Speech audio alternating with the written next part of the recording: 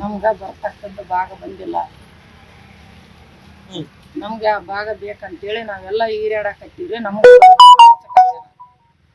ನಾವು 50,000 ಕೊಟ್ರೆ ಅವ್ರು 1 ಲಕ್ಷ ಕೊಟ್ಟು ಅವರು ಬಿಡುಗಡೆ ಮಾಡಿ ನಮ್ದು ಹಿಂದಕ್ಕೆ ಹಾಕಕಚ್ಚಾರ ಏನ್ರಿ.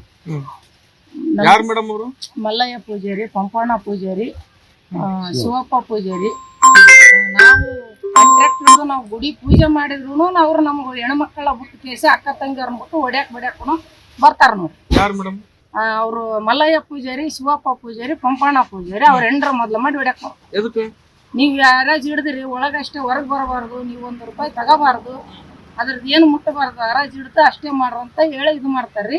ನಾವೇನು ಮಾಡಿದ್ವಿ, ನಾವು ₹10 ಅಂತೇಳಿ 2 ಕಾಯಿ ಮಂಗಳಾರತಿ ಸೀರೆ ಏರ್ಸಕ್ಕಂತ ₹10 ಮಾಡಿದ್ರು ಅದು ಏನಿಲ್ಲ ಬರ್ರಿ ಅಂತೇಳಿ ಅವ್ರ ಹೆಂಡ್ರನ್ನ ಬಿಟ್ಟು ಒಳಗೆ ಕರ್ಕೊಂಡು ಬರ್ರಿ ಹಂಗೆ ಬರ್ರಿ ಏನು ಟಿಕೆಟ್ ಇಲ್ಲ ಬರ್ರಿ ಅಂತೇಳಿ ಅದು ಮಾಡಿದದಕ್ಕೆ ನೀವು ಟಿಕೆಟ್ ಇಲ್ದಂಗೆ ಮಾಡಿದ್ರೆ ನಾನು 3 ಲಕ್ಷಕ್ಕೆ ಹರಾಜ್ ಹಿಡಿದೀನಿ, ನಾನು ಹೆಂಗೆ ಮಾಡ್ಬೇಕಂತ ಹೇಳಿದ್ರೆ ನೀವು ನೋಡ್ರಿ ನಾವು ಹಿಡಿದು ಓಡಿಸ್ಬಿಡ್ತೀವಿ ನೋಡಂತ ಬಂದಿದ್ದಲ್ರಿ ಶಿವಪ್ಪ ಪೂಜಾರಿ ಅಂತ ನಡೋಲಾಕಿ ಗುಡಿ ಕಟ್ಟೆ ಮ್ಯಾಕ ಬಂದ್ರೆ ನೀನು ಹೆಂಗೆ ಬರ್ತ ಬಾ ನಾನು ಒಳಗೆ ಹಾಕೊಂಡ್ಬಿಡ್ತು ನೋಡೋ ಅಂದಾಗ ಮಲ್ಲಯ್ಯ ಪೂಜಾರಿ ಬಂದು ಏನಂದ, ಊರ ಮಂದಿನ ಬಿದ್ದವ್ರನ್ನ ಕಲ್ತು ಯಾಕೆ ಕರ್ಕೊಂಬರ್ತಮ್ಮ ನೀನು, ನಿನಗೆ ಕೊಡ್ತಕ್ಕಂಥ ಭಾಗ ಐತೆ, ನಾ ಸೊತ್ತರ ನೀ ತಿಂತಿದ್ದಿ, ನೀನು ಸೊತ್ತರ ನಾ ತಿಂತೀನಿ, ನೀನು ಸರಿ ಮಾಡ್ಕೊಂಬ, ಇಲ್ಲಿಗೆ ಜಗಳ ದೊಡ್ಡದು ಮಾಡಬೇಡ ಅಂತ ಹೇಳಿ ಮಲ್ಲಯ್ಯ ಪೂಜಾರಿ ಅಂದ ಮೇಲೆ ಅವಾಗ ಸರ್ಕಂಡ್ರಿ. ನಾನು 1 ಪಾಕೆಟ್ ಜೋಳ ಬಂದ್ರೆ ಒಳಗೆ ಬಂದ ಕೇಸಿ 1 ಪಾಕೆಟ್ ಜೋಳ ಕೂಡ ಹಾಕ್ಕೊಂಡು ಹೋದ್ರಿ ರೂಮ್ನಾಗ ಹಾಕಿದ್ರೆ ನನ್ನ ಗಂಡನ ಅರೆಸ್ಟ್ ಮಾಡಿದ್ರಿ. ಇವ್ರು ₹12 ತಗೊಂತಾರ, ₹15 ತಗೊಂತಾರ ಟಿಕೆಟ್ ಅಂತೇಳಿ ಅರೆಸ್ಟ್ ಮಾಡಿದ್ರಿ. ಮತ್ತೆ ಇದಕ್ಕೆ ನಮ್ಮ ಮಾವ ಕೂಡ ಇದನ್ರಿ, ಯಾರೋ ನೆಲ ಆತ ಯಜಮಾನ ಮನುಷ್ಯ ಯಥ ರೀತಿ ಕುಂತನ್ರಿ, ಆತಗ ಕುತ್ತಿಗೆ ಗಗ್ಗ ಇದು ಟೂವಲ್ ಹಾಕಿ ಎಳ್ಕೊಂಡು ಹೋದ್ರಿ. ಅಲ್ಲ ಮೇಡಮ್, ಇಷ್ಟೊಂದು ರೀತಿಯಲ್ಲಿ ಈ ರೀತಿ ನಿಮ್ಗೆ ಯಾಕೆ ಭಾಗ ಕೊಡ್ತಾರೆ? ನಮಗೆ ಯಾಕೆ ಕೊಡೋದಿಲ್ಲ ಅಂತ ಹೇಳ್ತಾರ್ರಿ. ನಾವು ಕೊಡೋದಿಲ್ಲ, ನೀವು ಮೊದ್ಲಿದ್ದ ಬಿಟ್ಟಿರಿ, ನಾವು ಕೊಡೋದಿಲ್ಲ ಅಂತಾರ್ರಿ. ಮೊದ್ಲಿದ್ದ ಇದೇ ತರ ಮಾಡ್ಕೊಂತ ಬಂದ್ರಿ. ಯಾಕೆ ನಿಮ್ಗೆ ಯಾಕೆ ನೀವು ಸಂಬಂಧಿಕರು ಹೌದಲ್ಲ? ನಾವು ಸಂಬಂಧಿಕರಿ, ಯಾಕಂದ್ರೆ ನಮ್ಮ ಮಾವ ಯಥ ರೀತಿ, ನಮ್ಮ ಅತ್ತೆ ಯಥ ರೀತಿ ಇದ್ದಲ್ರಿ. ನಮ್ಮ ಅತ್ತಿಗೆ ಏನು ತಿಳಿತಿದ್ದಿಲ್ಲ. ಆಕಿಗೆ ಏನಿಲ್ಲ 1 ಒಪ್ಪತ್ತು ಊಟ ಕೊಟ್ಟು ಏನಾನು ₹10 ಕೊಟ್ರೆ ಅದು ಇಕ್ಕಿಕೆ ಅಂತ ಸುಮ್ಮನೆ ಮನೆಯಾಗ ಬಂದು ಕುಂದಿರ್ತೈತಿ. ಆತಗ ನಮ್ಮ ಮಾವ ಇದಕ್ಕಿನ್ನ ಹಿರಿಯತಗ ನನ್ನ ಗಂಡನ್ಕಿನ್ನ ಹಿರಿಯತಗ ಅವ್ರು ಏನೋ ಮಾಡಿಸಿ ಕೊಲ್ಬಿಟ್ಟಾರಂತ್ರಿ. ನಮ್ಮತ್ತೆ ಬೇಡ ಭಾಗ ಬೇಡ. ಯಾವ್ದೇ ಪೂಜಾರಿ ಬಸವಣ್ಣ ಪೂಜಾರಿ ಅವ್ರಪ್ಪ ಸ್ವಂತ ಆತ ಕೊಲ್ಲಿಬಿಟ್ಟಾನಮ್ಮ.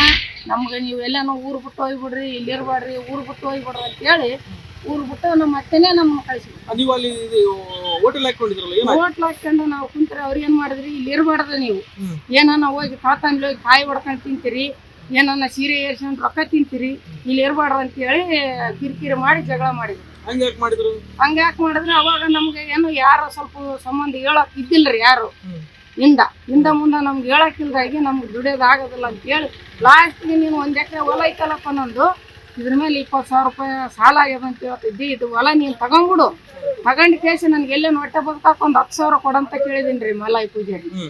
ನಾನು ಹೊಲ ಗಿಲ್ಲ ಏನು ಬೇಕಿಲ್ಲ ಅಂತ ಹೇಳಿ ಕಳಿಸಿದ್ರೆ ನಾವು ಏನು ಮಾಡಿದ್ವಿ, ಅಲ್ಲಿ ಲಾಸ್ಟ್ ಇದು ಬೇಸಲ್ಲ ಅಂತ ಹೇಳಿ ಹೋಗ್ಬಿಟ್ಟು ಹಿಂಗೆ ತಿರ್ಕೊಂತ ಹೋಗಿ ನೋಡು ಗವಾ, ಬೆಂಗಳೂರು, ಪುನಾ ಹೋಗಿ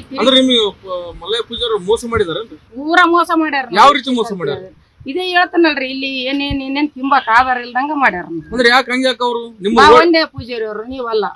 ನೀವು ಸಂಬಂಧ ಇದ್ರೆ ಸಂಬಂಧ ಇದೀವಲ್ರಿ ನಾವು. ಮತ್ತೆ ಅವ್ರಪ್ಪ, ನಮ್ಮಪ್ಪ, ನಮ್ಮ ಮಾವ, ಅಣ್ಣ ತಮ್ಮರು ಸ್ವಂತ ಒಂದೇ ಹೊಟ್ಟೆ ಗುಡಿದವ್ರು. ಅವ್ರಪ್ಪ ಸ್ವಂತ ಅವ್ರಪ್ಪ ನಮಗ್ ಮಾವ ಆಗ್ಬೇಕು.